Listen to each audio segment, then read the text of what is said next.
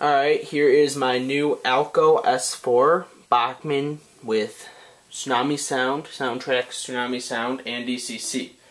I recently bought this online off of eBay for $99.95 free shipping. And as some of you know, I'm a volunteer at the Total Lake Erie and Western Railway, and we have 3 ALCOs. So I thought it'd be, they're all S-series switchers too. We got an S4 and 2 S2s. One's used for parts and the other one's being worked on, and will run in the future. Anyways, I've always liked the ALCOs a lot, so I thought it'd be kind of fitting to get one of these. And after hearing the sound samples, at least from many videos online, I thought, you know what, let's give it a shot and buy one. So I decided to buy one, and I'm really glad I did. Mine is in Pittsburgh and Lake Erie. I hopefully will get it repainted into a Total Lake Erie and Western Railway paint scheme.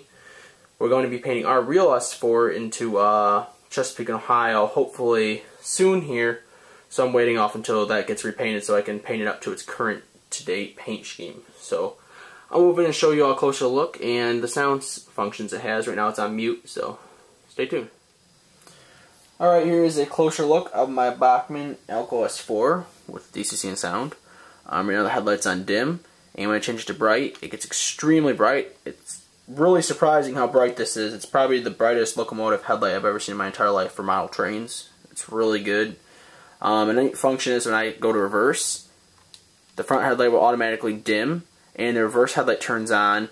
That's known as Rule 17 lighting in railroad terms. So you're supposed to keep the headlight on dim. The opposite way if you're going forward, whichever way you're going, you keep that on bright, and the other way on dim if you're like light engine or switching. So that's really neat. What they did with that, they did a really good job on the headlights. This engine, unlike many of the other S4s, features the double beam headlight. As you can tell, there is 2 independent lenses for that, whereas a lot of the other S4s Bachmann made have the just single one. Depending on the prototype they did this. This is just like how our ALCO is at Total Lake Erie and Western Railway. So that's why I got this paint scheme mainly, and it was a good deal. So let's turn on the sounds. Now the only thing about this engine is it does not feature a startup, but that's really not that big of a deal for me. So here's what it sounds like turned on. Let me turn that headlight on bright. Oh, there we go. Let's do the function number 1, which is the bell.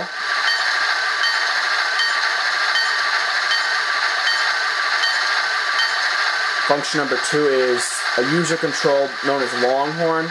It's basically you can blow the horn as long as you want by holding it down. Function number 3 is short blast. And that's really about it for functions, except for 7, which dims the lights, 8 mutes it, and then 10 just turns off the lights altogether on. That's about it. It's really neat. Now let's hear some of the throttle sounds. This is my favorite part. This Bachmann and Tsunami got this. Well, Tsunami just got this ALCO 539T. That's the type of engine that's in this. The T stands for turbocharged, the 539 type prime mover inside it, and they did a great job. Sounds just like the real ALCOs. So here's what it sounds like. Throttle one up.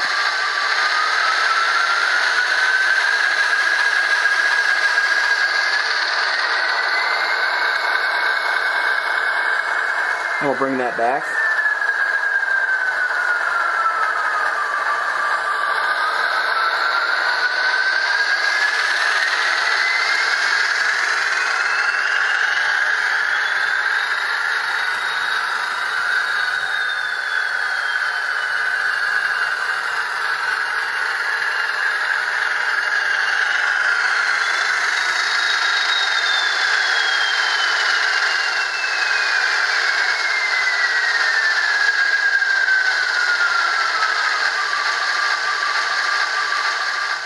And as you can hear, the turbo whines just like the ALCO S4s really do, and it just sounds amazing. They did a really good job on this, and you can't beat it. It's one of the Bachmann sound value locomotives that come in a box like this. Great price. $99. Wow. Amazing model.